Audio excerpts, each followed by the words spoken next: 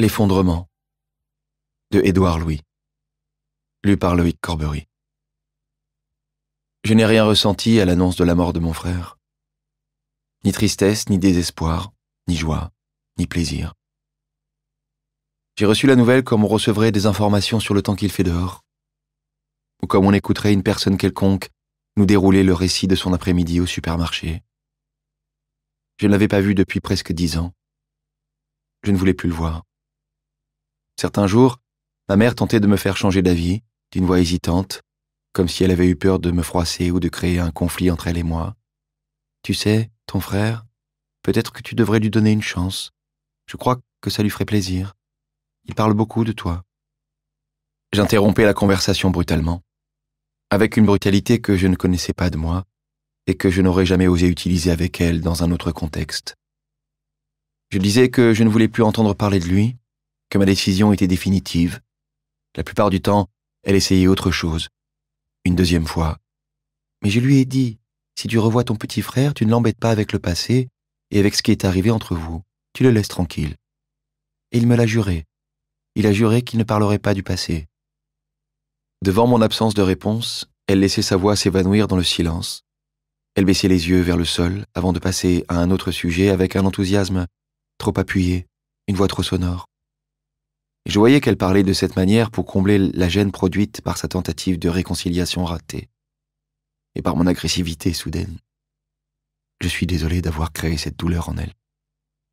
Peut-être que j'aurais dû faire un effort de plus, mais peut-être aussi que je ne peux dire ce que je dis maintenant que parce qu'il est trop tard. Peut-être qu'on ne peut être vraiment et authentiquement désolé qu'une fois qu'il est trop tard. Je ne sais pas.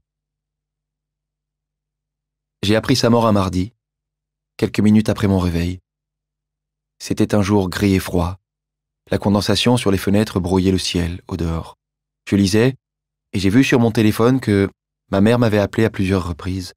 Il était trop tôt, je n'avais pas envie de parler, mais elle a rappelé, encore une fois. Et alors, j'ai commencé à imaginer que quelque chose de grave, ou en tout cas d'important, se passait. Une impression vague, comme un instinct diffus, sans langage, sans mots. C'est quand le nom de mon petit frère s'est affiché sur l'écran du téléphone que j'ai eu la certitude qu'il s'était produit quelque chose d'anormal. J'ai pensé à un accident, à la mort, et j'avais raison. J'ai décroché, ma mère pleurait, elle disait que l'hôpital s'apprêtait à le débrancher, lui, mon frère. Qu'il n'était vivant que parce qu'une machine le maintenait en vie. La machine faisait battre le cœur d'un corps mort.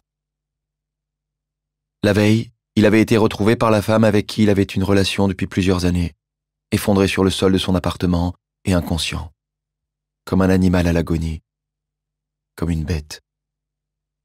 Son corps était au sol parce que son cœur ne battait plus. Quand dans un second temps il a été transporté à l'hôpital, les médecins ont constaté que son foie, lui aussi, avait cessé de fonctionner. Et ses reins. Ses reins étaient trop faibles, incapables de remplir la fonction qu'ils étaient censés occuper. Ses organes se dégradaient depuis plusieurs années déjà, trop vite. Il avait effectué beaucoup d'allers-retours dans les services d'urgence et dans les hôpitaux au cours des mois qui avaient précédé, et maintenant, il n'y avait plus d'espoir. Cet effondrement était celui de trop. Les médecins ont dit à ma mère qu'à cause de l'arrêt cardiaque, son cerveau n'avait plus reçu d'oxygène pendant plusieurs minutes, et qu'il était endommagé, comme s'il s'était éteint à plusieurs endroits, comme les différentes pièces d'un appartement qu'on plongerait dans l'obscurité l'une après l'autre, successivement, ou comme s'il, lui, son cerveau, s'était replié sur lui-même, rétracté, irrémédiablement.